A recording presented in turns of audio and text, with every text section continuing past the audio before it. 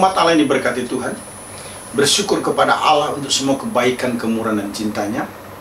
Saya percaya Tuhan selalu bersama dan tidak pernah meninggalkan kita. Bersama dengan saya, Pendeta Dr. Hanas, kita akan merenungkan firman Allah yang sejuk, yang membuat kita semakin bertumbuh, berakar, dan berbuah di dalam Kristus Yesus Tuhan. Jalur komunikasi terkadang terhambat karena kita kurang dikenal oleh orang yang akan diajak komunikasi. Kalaupun kita kenal dengan orang tersebut, juga bisa terhalang karena waktu atau keterbatasan media komunikasi. Itu artinya komunikasi di antara sesama manusia di dunia ini terkadang terhambat. Jalur komunikasi kita ke surga juga terkadang mengalami banyak hambatan. Itu sebabnya kita harus punya akses atau komunikasi ke surga tanpa hambatan. Tema renungan saat ini adalah bebas tanpa hambatan. Satu terobosan yang dikerjakan oleh Roh Kudus. Jadi terobosan Roh Kudus adalah bebas tanpa hambatan. Bebas tanpa hambatan. Terobosan Roh Kudus. Roma 8 ayat 26 sampai dengan 27 merupakan teks utama. Firman Tuhan menyatakan demikian. Demikian juga Roh membantu kita dalam kelemahan-kelemahan kita. Sebab kita tidak tahu bagaimana sebenarnya harus berdoa. Tetapi Roh sendiri berdoa untuk kita kepada Allah dengan keluhan-keluhan yang tidak terucapkan. Dan Allah yang menyelidiki hati nurani mengetahui maksud Roh itu, yaitu bahwa Ia sesuai dengan kehendak Allah berdoa untuk orang-orang kudus. Terobosan Roh Kudus yang membuat kita bebas tanpa hambatan sehingga kita bisa akses kepada Allah. Yang pertama, Roh Kudus membantu kita berdoa dalam kelemahan saat tidak tahu harus berdoa seperti apa. Mengapa? Karena teks Roma 8 ayat 26 bagian A dan B menjelaskan hal tersebut. Demikian juga Roh membantu kita dalam kelemahan kita sebab kita tidak tahu. Istilah membantu dalam naskah Yunani menggunakan kata sunantilam banetai, merupakan verb indikatif present middle orang ketiga tunggal dari akar kata sunantilam banomai, artinya help, come to the aid. Kelemahan hidup harus kita atasi dengan doa dan komitmen untuk mengalahkan keinginan daging atau manusia lama.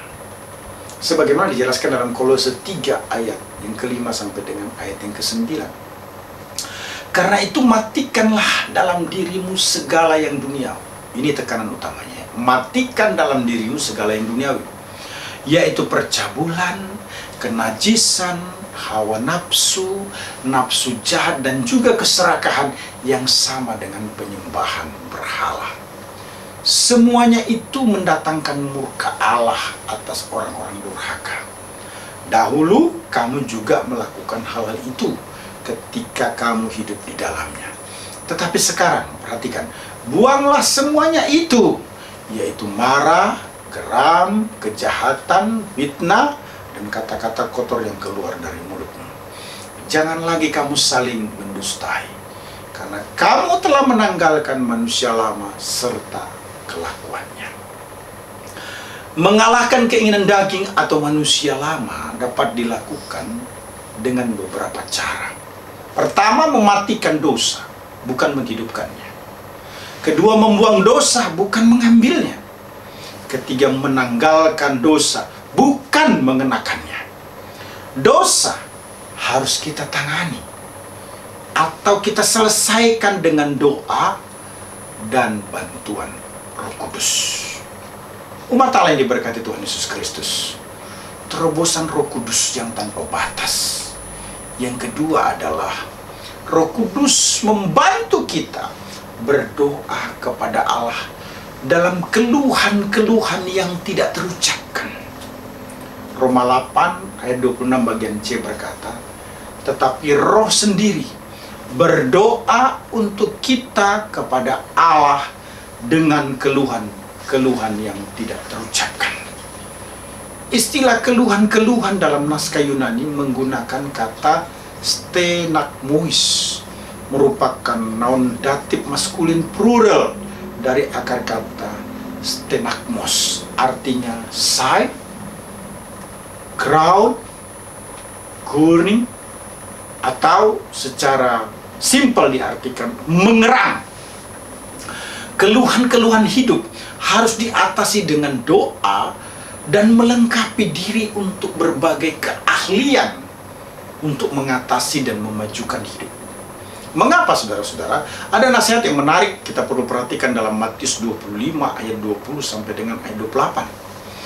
Hamba yang menerima 5 talenta, perhatikan 5 talenta, itu datang dan ia membawa laba 5 talenta. Katanya, Tuhan, 5 talenta Tuhan percayakan kepadaku. Lihat, aku telah beroleh laba 5 talenta.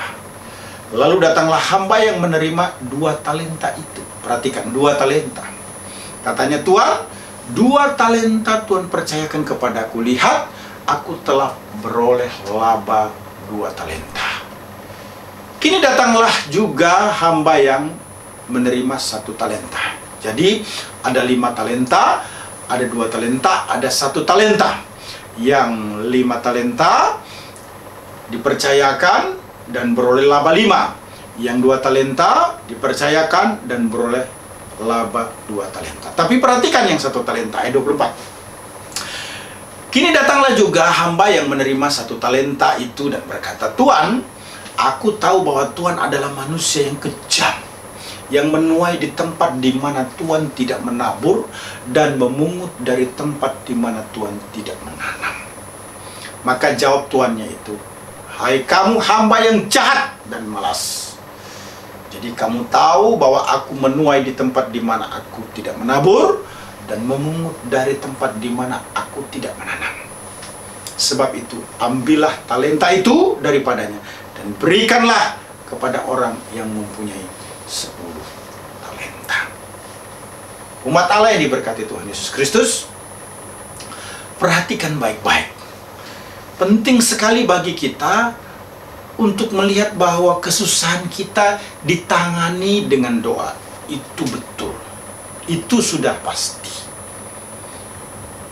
Namun di sisi yang lain kita juga dituntut untuk memiliki kemampuan atau keterampilan agar kita bisa tetap eksis. Itu tidak boleh dilupakan.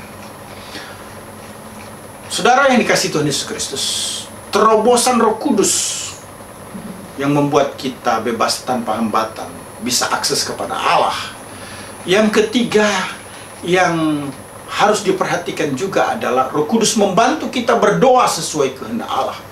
Roma 8 ayat 27 bagian A sampai dengan C.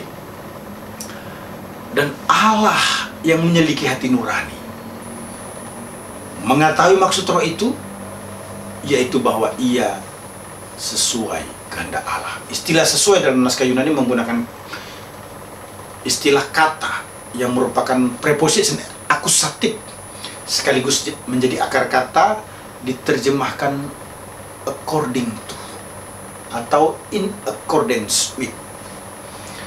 Hidup yang sesuai kehendak Allah harus didoakan dan harus hidup kita bertindak sesuai kehendak Allah, sekalipun penuh dengan resiko sampai pertolongan atau mujizat Tuhan terjadi. Penguatan terlihat di dalam Yohanes 14 ayat 12. Aku berkata kepadamu, sesungguhnya barang siapa percaya kepadaku, ia akan melakukan juga pekerjaan-pekerjaan yang aku lakukan, bahkan pekerjaan-pekerjaan yang lebih besar daripada itu, sebab aku pergi kepada Bapa.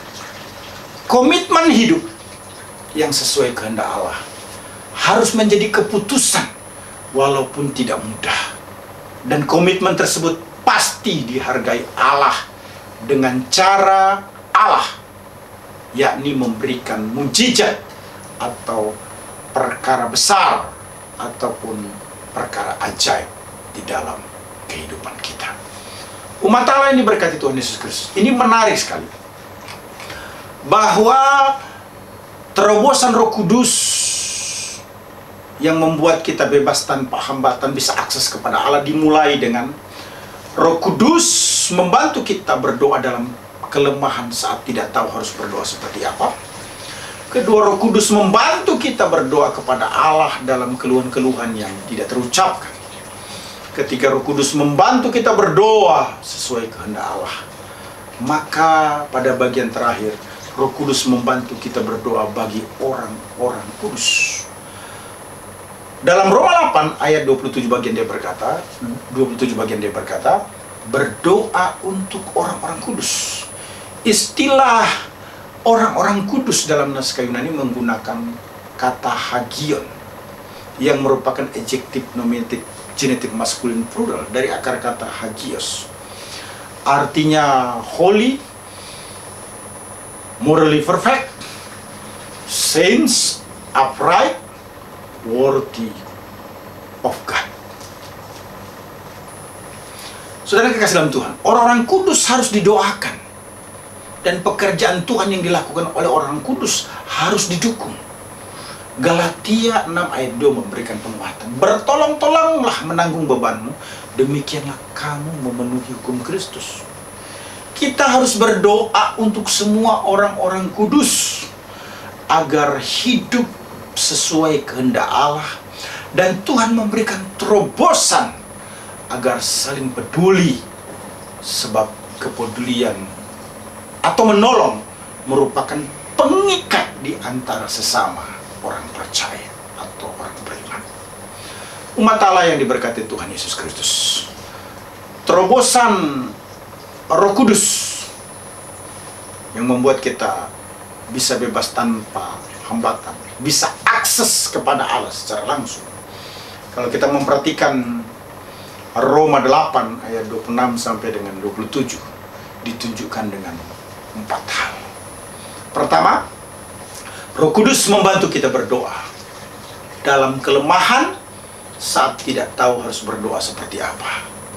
Dalam Roma 8 ayat 26 bagian A dan B. Kedua, Roh Kudus membantu kita berdoa kepada Allah dalam keluhan-keluhan yang tidak terucapkan.